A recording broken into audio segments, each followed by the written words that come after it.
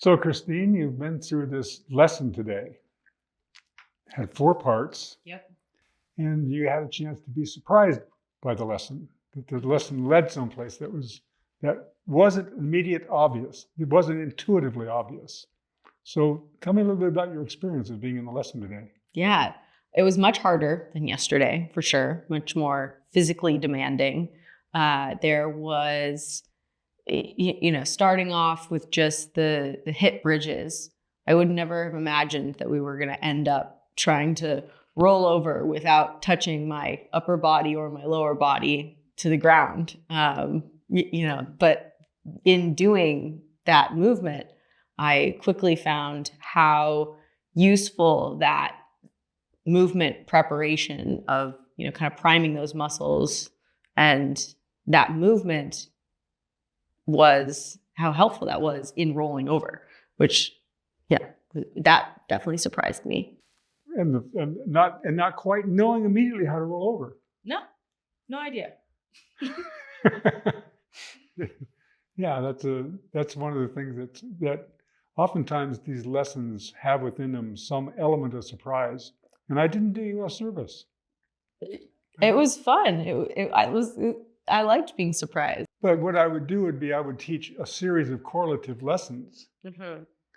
that we call auxiliary lessons. They're auxiliary, and they're part of a matrix of lessons. These lessons all can fit into a massive matrix of possibilities. Okay. They're all studies of how we function. And so if we created these correlative auxiliary lessons that invited other elements of yourself to be included, so your three-dimensional sense of yourself continues to evolve, and then it wouldn't be long before, and probably you would find that you'd be lying on the floor and you would just discover it. It would just appear, and you would go, oh, and you, dang it! Why? I knew the answer the whole time. Or why didn't I get it? It was so obvious. But so oftentimes there's a conundrum in the lesson. That's great. That's really fun. Yeah, it makes sense that every body is different, and some people probably just need different cues and things to get, or need more cues than others. Oftentimes, a person is so asymmetrical in their functioning. So that when you were rolling and turning, mm-hmm. you actually made this rolling in an interesting way. You actually rolled your pelvis toward the direction you were going on each side. Yeah. Any kind of conditioning, training, activity has within it those asymmetries. And the training that you do continues to promote the asymmetry. Yep. It strengthens the asymmetry. The question is how long does that strengthening the asymmetry actually work for you, or does it reach a point where it eventually works against you, mm-hmm. and leads to some form of shearing force or some kind of pressure or some overuse situation that, and we don't know, but those of us in the Feldenkrais world, we see all the time these kinds of overuse injuries. People come to us, and oftentimes they're simply what's been going on with the person has just simply been hidden from them. This process brings that to the surface, makes it available for them, and then with their own volition, their own attention, their own consciousness, they can begin to alter their behavior, and so that they have a command for themselves, but also they've learned self-reliance, and they've learned to be autodidactic. They've learned to rely on their own experience with which to give them a sense that they can continue to improve and refine themselves. That's the magic. That's the magic. That's pretty cool. It is pretty cool. So how has it been for you to do this super slow stuff? In contrast to the world when you were a fitness trainer and you were working with people in another realm.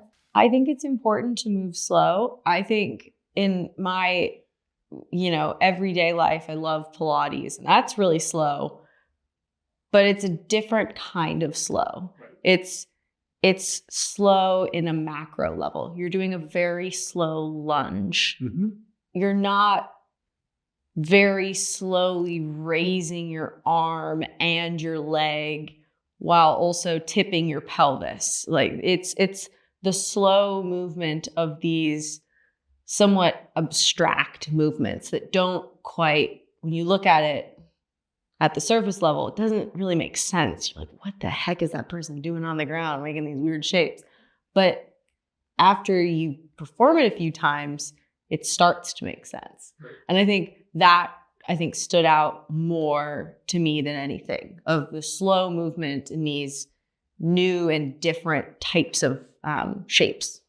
So the process of working with coordination means that you have to be able to work with your intention in such a way that you can watch, observe very carefully the coordination and the infinite degrees of coordination. We spent a lot of time understanding that coordination can be done in multiple ways, that the timing of the movement, the sequence of the movement, the range of the movement, and that every one of those times that you activated the movement in a particular way, it's a particular excitation, it's a particular intention, but you've also had to inhibit all the things you don't want to do, which means that you must have, in each single new endeavor, you're sending an entirely new pattern of coordination through to innervate and to activate your musculature.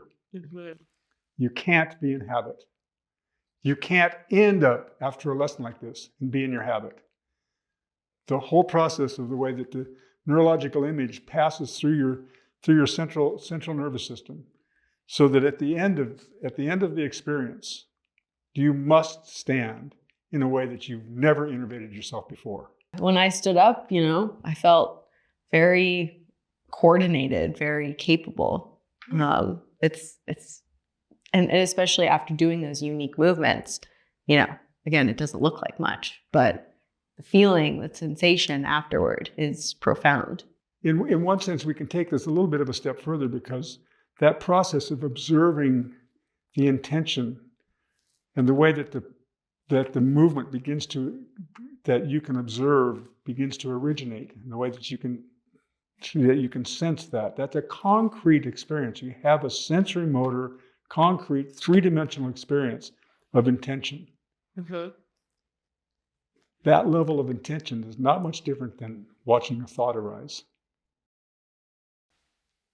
Hi, I'm Andrew Gibbons of Feldenkrais First, and I'm sitting here with Christine, and we're going to talk a little bit about what happened in the lesson, and really we can talk about anything that sort of resonated with you now that you're a little bit after the experience. So how was it? It was really fun. I think the first day versus the second day, there were two very different lessons. The first lesson was, I fell asleep in one of them, to be honest. And it was very relaxing. I felt like I was, really meditating with my breath. I woke up. I stood up, giving myself away. And I immediately felt more calibrated and just able, which was really surprising to me, given all I had done was really lay on the ground and kind of do a few very, very small movements, right? It's a very different sort of speed of entry. Yes. It's not necessarily the way all lessons are taught, mm-hmm. but for a beginner, we really do like to go slow, so the emphasis can be on how you pay attention. Yeah. Which in the beginning it could be kind of a shock, right? Because most of us are used to, okay, let's do this, or whatever it is, if it's more of an exercise context. And so there's sometimes there's calibration that happens, because it's a new thing for some people to pay attention while they're moving slowly, right? Definitely. What was that like for you? Well, the day 2 session was very different. There's no falling asleep allowed, because I was moving, and there was still breath involved, and I was still paying attention very deeply, but it required more physical focus, I think. It was much more challenging. So there was times where I would get a little frustrated almost of, why can't I do this right? And then I would have to just Are you familiar with that experience in life? Oh, yeah.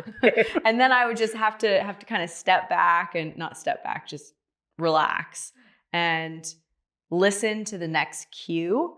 And then the next cue would bring me closer to the correct or the end position that I was trying to get into. Well, you'd kind of refine your approach in a way. Exactly. Yeah. So how is that? I mean, you've worked as a fitness instructor. You live a physical life. You talked about how you went hiking the other day for a pretty long hike, so you're fit. And so what is that like to be you're familiar with a certain level of exertion that you know and you like and you enjoy, and then you know how to value that. What's it like to learn how to value this? I really liked the effects of this, that I didn't have to put much exertion forward. But when I stood up after day 2, also, I was working a little bit harder day 2 than I was day 1, Sure.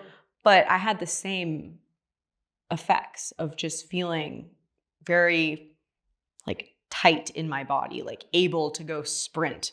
Whereas usually I think I need to go stretch, I need to go warm up. To me, both lessons really felt like the best type of movement preparation that there is. And I think that probably stood out to me more. It was this, you're not only meditating and kind of just getting to know your body, but you're going through these kind of undulating shapes that prepare your body to move better. Gotcha. So there really is those are really good points. Like there's a different sort of tone to what you're doing. And there is a way in which really any awareness through movement lesson can have that effect where you essentially feel prepared for action. The way that your attention is being blended with the way you move is really where this power comes from in the method. I'm just curious. It was kind of like frustrating at first. Like you meet these moments where I can't just do it the way the instructions maybe are offering. What was that? Well, it was like you said, I was frustrated at times, but it was also very interesting to slow down and just go back to the foundations and just breathing. And by paying attention to the little micro movements, light bulbs just turn on and it just gets easier. Part of the fun is that there are gaps both in your understanding and then in your execution of what you're doing. Right. But because you're in this kind of model of refinement, you're not in a model of performance. You get to try it again, and then you get to make a distinction between how I just did it and what this new piece of information actually provides. And then because your attention is a little bit more distributed, right? You're not concentrating in one place and trying to just use force to achieve whatever you think you're supposed to do. You're in a kind of a superposition of attention, which is extremely valuable. And for most people, it's too rare. But we're hoping to make it less rare. It's the learning too, that like you have to go through the process of being frustrated and slowing down and learning. And I think that was really profound to me. Yeah, that is a great distinction about the method. What we provide, we provide this almost infinite base.